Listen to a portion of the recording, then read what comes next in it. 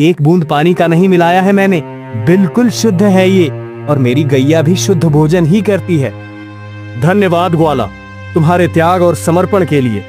जब तक तुम्हारे हृदय में यूं ही त्याग और समर्पण की भावना रहेगी, तब तक तुम्हारे घर में दूध की कभी कमी नहीं होगी।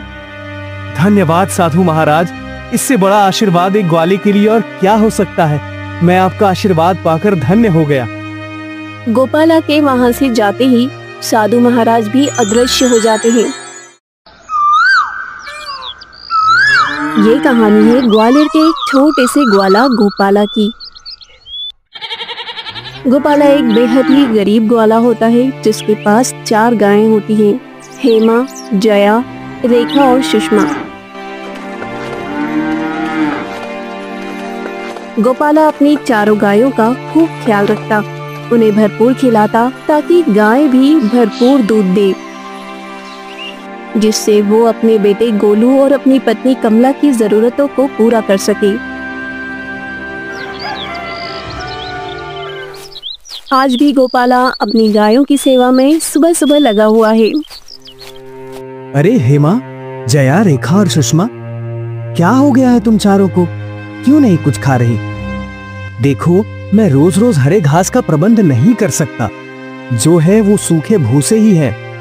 इसे ही खाकर तुम्हें अपनी भूख शांत करनी होगी। क्या हुआ? आज अपनी गायों पर तुम्हें प्यार नहीं आ रहा? उन्हें सूखा भूसा कैसे खिला रहे हो?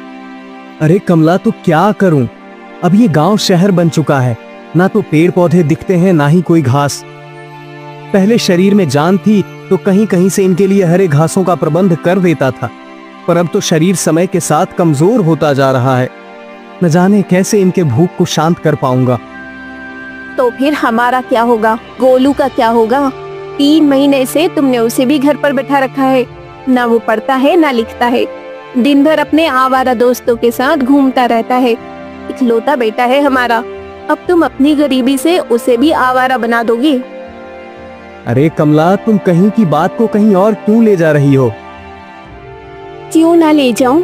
तुम्हारी गरीबी ने हमारा जीना हराम कर रखा है। कब से कह रही हूँ, इन गायों को बेच दो और इनसे जो पैसे मिलते हैं उससे छोटी सी दुकान कर लो। कम से कम ये रोज की चिक-चिक से तो छुटकारा मिलेगा। आखिर दूध बेचकर तुमने कौन सी जरूरतें पूरी कर दी मेरी तो छोड़ो, हमारे बच्चे गोलू को एक खिलौना तक नहीं खरीद कर दे पाते। आखिर ऐसी कमाई का क्या फायदा? एक तो इन गायों को खिलाओ, इनकी गंदगी साफ करो, इन्हें अपने घर में जगह दो, और फिर इनके दूध देने में नखरे होते हैं। भाग्यवान, शांत हो जाओ। तुम्हें तो पता है ना, ये चारों मेरे पिताजी की अमानत है और मैं इनसे बहुत प्यार करता हूँ। शायद ये ना होती तो मैं ये ग्वाले का काम छोड़कर कुछ और कर रहा होता, जिससे तुम्हें खुशी मिलती। पर जब से पिताजी ने मुझे इन्हें सौंपा है, मैंने इन्हें अपने बच्चों की तरह ही समझा है। तुम्हारे पिताजी को भी कोई काम नहीं था, मरते मरते भी एक बोझ हमारे सर पर देकर चले गए। कुछ जमीन देकर जाते तो हमारा कल्याण भी हो जाता। अगर कुछ मदद नहीं कर सकती मेरी, तो शांत तो रह सकती हो ना। जाओ, जाकर गोलू को देखो। गोलू को तो तब देखूंगी ना जब वो घर में रहेगा। तुम्हारी गरीबी ने उसे भी आवारा बना दिया है। गोपाला और कमला का अंतहीन झगड़ा चल ही रहा होता है कि तभी वहाँ उनका पड़ोसी चनालाल आ जाता है। अरे तुम दोनों के झगड़े की गूंज हमारे घर तक सुनाई देती है। कितनी बार कहा है थोड़ा धीमी आवाज में झगड़ा करो। चनालाल को अपने पास खड़ा देख गोपाला और कमला शांत होते हैं। क्या भाभी, आप बेवजह गोपाला पर सुबह सुबह गुस्सा करती हैं? आखिर हम ग्वालों का धर्म गायों की सेवा करनी ही तो है। मेरे घर में भी तो 2 गायें हैं, हम भी जैसे तैसे सब संभाल ही रहे हैं। अरे चनालाल, तुम गलत समझ रहे हो। हम झगड़ा नहीं कर रहे थे, हम तो बस बातें कर रहे थे। कब आवाज तेज हो गई पता ही नहीं चला। तब समझता हूँ गोपाला, चलो मैं जाता हूँ, पर एक बात याद रखना, तुम दोनों के झगड़े से तुम्हारा बेटा ना बिगड़ जाए। कल ही बिरजू ने उसे मिठाई की दुकान से मिठाई चुराते पकड़ा था। जरा अपने बेटे पर भी ध्यान दो।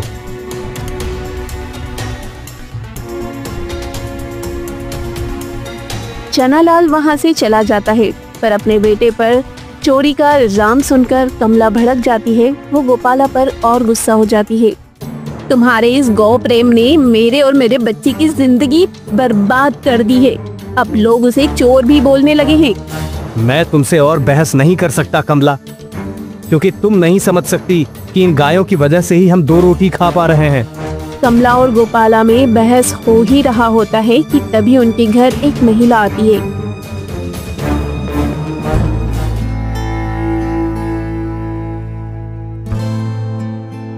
जी, गोपाला जी है? जी, हम ही गोपाला हैं। बताइए क्या काम है? जी, हमें 2 लीटर दूध लेना है। बबीता बता रही थी कि आप दूध में जरा भी मिलावट नहीं करते। आपके यहाँ का दूध पीकर उसका बच्चा स्वस्थ है, और एक हमारा बच्चा जी दूध पीकर न जाने उसे क्या क्या होने लगता है, कब्ज, दस्त, उल्टी। न जाने वो दूध वाला क्या मिलाकर हमें दूध देता है। क्या आप मेरे घर भी दूध दे सकते हैं? मैं बबीता के घर के बाजू वाले घर में ही रहती हूँ। पर बहन जी, अभी तो हमारी गैया ज्यादा दूध नहीं दे पा रही कि हम किसी और ग्राहक को दूध दे सकें। माफ करिएगा। महिला बहुत ही आशा के साथ गोपाला के पास आई होती है, पर गोपाला के मना करने के बाद वो निराशा से वहाँ से चली जाती है। गोपाला को भी अच्छा नहीं लग रहा होता है मना करके। देखा कमला, अगर हमारी गायें ज्यादा दूध देने लगे तो हमारी गरीबी यूं मिट जाएगी। कितने लोग हर रोज आते हैं हमारे दरवाजे पर दूध लेने। तुम झगड़ा कम करो। अगर गायों पे ध्यान दोगी तो हमारी स्थिति कुछ सुधरेगी। तुम भी दूध में पानी मिलाकर क्यों नहीं दे देते? आखिरकार सभी ग्वाले ऐसा कर कर ही तो पैसा बना रहे हैं ना। आखिर 1-2 ग्राहक बढ़ा भी लूं तो क्या, इससे हमारी गरीबी मिट जाएगी? ईमान भी बिक जाएगा और दामन में दाग भी लग जाएगा। ऐसी कमाई से अच्छा तो कमाई ही ना करूं। मुझे पूरा भरोसा है वो ईश्वर मेरी ईमानदारी का न्याय करने जरूर आएंगे, और फिर हमारी गरीबी भी मिटेगी। तुम्हारी बातों में पड़ूंगी ना तो कुछ नहीं कर पाऊंगी। जा रही हूँ चूल्हा चौका जलाने, फिर लल्ला को भी देखना है कहाँ आवारागर्दी कर रहा है। गोपाला गायों के पास खड़ा गायों को सहला रहा होता है। चिंता मत करो मेरी हेमा, जया, रेखा और सुषमा। मैं तुम चारों के लिए घास का प्रबंध करने जा रहा हूँ। देखना, शाम तक ढेर सारी घासें ले आऊंगा, जिससे तुम चारों रात भर बैठकर आराम से खा सकती हो। अच्छा, अब मैं चलता हूँ।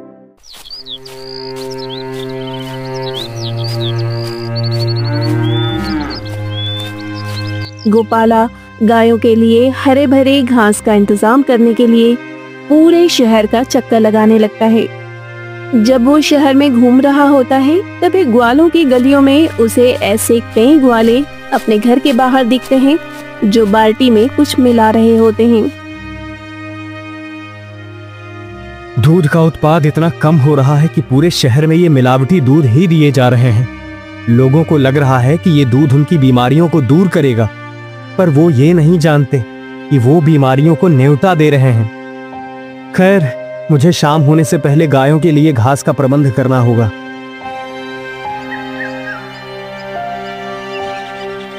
ग्वाला अपनी गायों के घास के प्रबंध के लिए आगे बढ़ता रहता है, पर उसे सिर्फ और सिर्फ घर और खाली सड़कें दिख रही होती है। जितना बड़ा शहर उतना ही ज्यादा वहाँ के लोग विचारहीन जीवन जीने लगे हैं।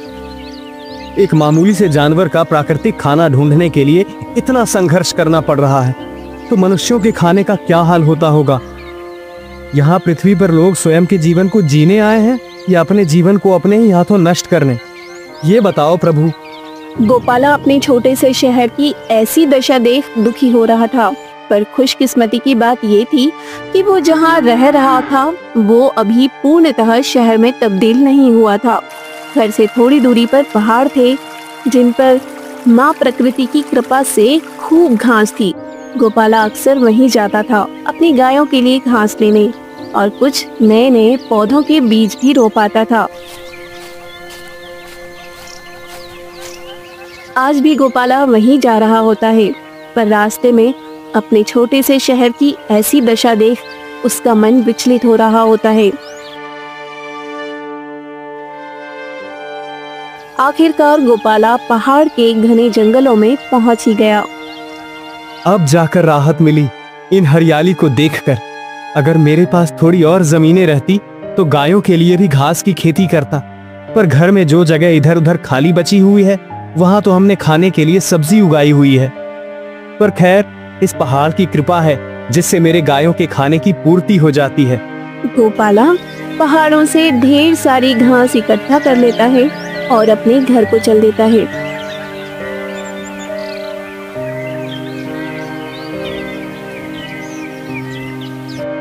गोपाला को घर पहुंचते पहुंचते काफी रात हो जाती है। उसका बेटा गोलू सो जाता है और कमला गोपाला का इंतजार कर रही होती है। कितनी देर कर दिया आपने, हाथ मुंह धो लीजिए, मैं आपके लिए खाना लगाती हूँ। तुम परेशान मत हो कमला, मैं खा लूंगा। पहले मैं जाकर गायों को घास दे आता हूँ और साफ सफाई भी कर देता हूँ। मुझे देरी होगी, तुम जाकर आराम करो। तुम्हें गोलू को भी तो सुबह पढ़ाना होता है, तुम जाकर सो जाओ। कमला सोने चली जाती है और गोपाला गायों को घास देने लगता है। क्यों मेरी हेमा, जया, रेखा और पुष्पा, अब तो तुम खुश हो ना? तुम्हारी मनपसंद घास लेकर आया हूँ। सभी गायें घास को खाना शुरू कर देती हैं, मानो कब से उन्हें इस भोजन का इंतजार हो। गायों का सबसे प्यारा भोजन घास ही होता है और ये गोपाला अच्छे से जानता था। अब थोड़ा साफ सफाई कर देता हूँ ताकि मेरी गैया आराम से सो सके। गोपाला साफ सफाई करने लगता है। कमला के कानों में झाड़ू की आवाज पड़ती है। हे भगवान, ये पूरा दिन अपनी गायों में ही गुजार देते हैं, अब भी भूख प्यास त्याग कर अपनी गायों में ही लगे हैं। क्या तुम न्याय नहीं करोगे ईश्वर? ऊपर बैठा वो परमेश्वर भी गोपाला की मेहनत को देख रहा होता है। शायद कल का दिन उसके जीवन में एक नया मोड़ लाने वाला था।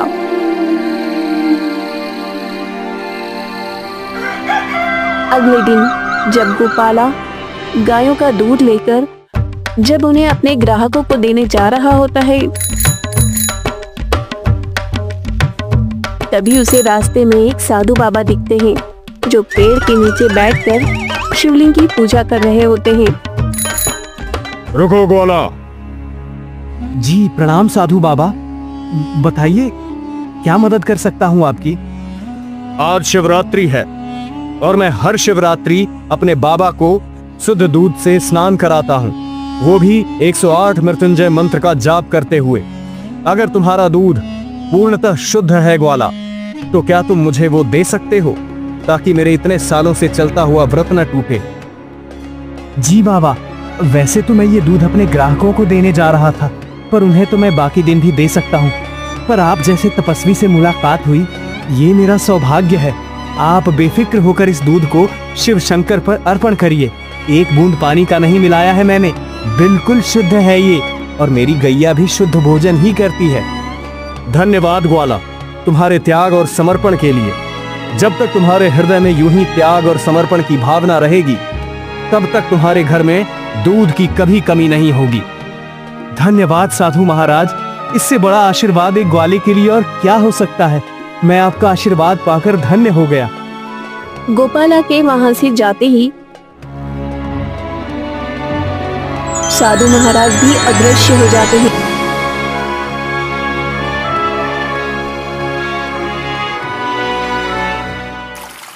कमला अपनी सब्जियों को पानी दे रही होती है और गोलू वहीं गायों से थोड़ी दूरी पर खेल रहा होता है कि तभी कमला की नजर गोपाला पर पड़ती है। ये क्या, आज बड़ी जल्दी घर आए?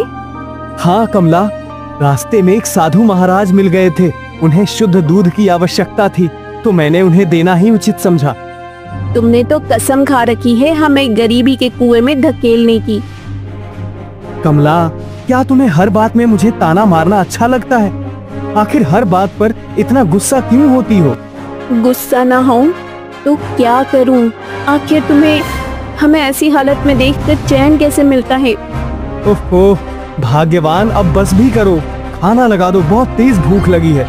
कमला और गोपाला घर के अंदर चले जाते हैं और गोलू वहीं बाहर खेल रहा होता है कि तभी गोलू की नजर जमीन पर पड़ती है, जहां दूध की धारा नदी की तरह बह रही होती है। गोलू धारा का पता लगाता है तो वो देखता है गैया के बालियों से खुद ब खुद दूध बह रहा होता है। गोलू दौड़कर अपने माता पिता के पास जाता है। पिताजी, चारों गायें खुद ब खुद दूध दे रही हैं, जल्दी बाल्टी लेकर चलिए वरना सभी दूध व्यर्थ हो जाएंगे। माँ, घूर क्या रही हो, जल्दी चलो।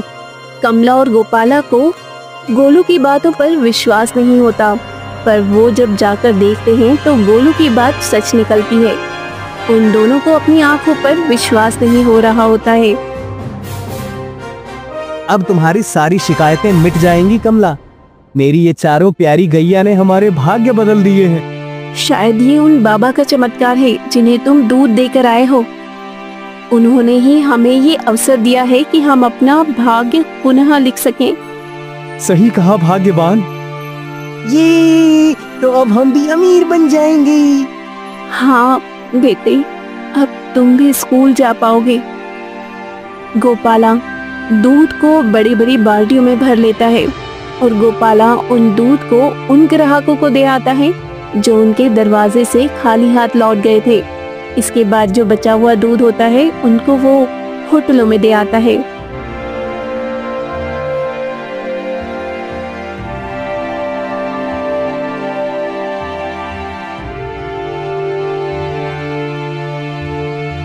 आज रात कमला और गोपाला के पास खूब सारे पैसे हो गए थे। इतने पैसे जितने शायद गोपाला ने अब तक अपनी पूरी जिंदगी में ना कमाए थे और ना देखे थे। इसे कहते हैं ईश्वर जब देता है तो छप्पर फाड़ कर देता है। धन्य है प्रभु। गोपाला के दूध की सभी तारीफ करने लगे।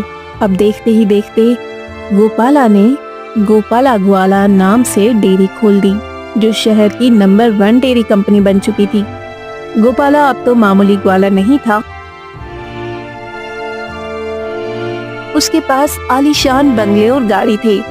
अब वो बड़ी बड़ी मीटिंग किया करता, बड़े बड़े लोगों से मिला करता। अब उसका उठना बैठना सब बदल चुका था। अब वो देश के अमीर व्यक्तियों की गिनती में आता था। गोपाला अपनी शान शौकत में ये भूल चुका था कि उसकी वो 4 गैया जिससे वो इतना प्यार करता था, जिसके लिए वो दूर पहाड़ों से हरी घास लाया करता था, अब उन्हें केमिकल से भरे खाद मिल रहे हैं खाने को। अब तो गोपाला अपनी गायों के करीब भी नहीं जाता। नौकर चाकर ही उन गायों की सेवा करती। बेचारी हेमा, जया, रेखा और सुषमा, उन्हें गोपाला की और हरी घास की याद तो बहुत आती थी, पर अब गोपाला के लिए बड़े बड़े लोगों से मीटिंग करना और पैसे बनाना ही लक्ष्य बन चुका था। वहीं कमला भी ऐशो आराम की जिंदगी में पूरी तरह से व्यस्त हो गई थी।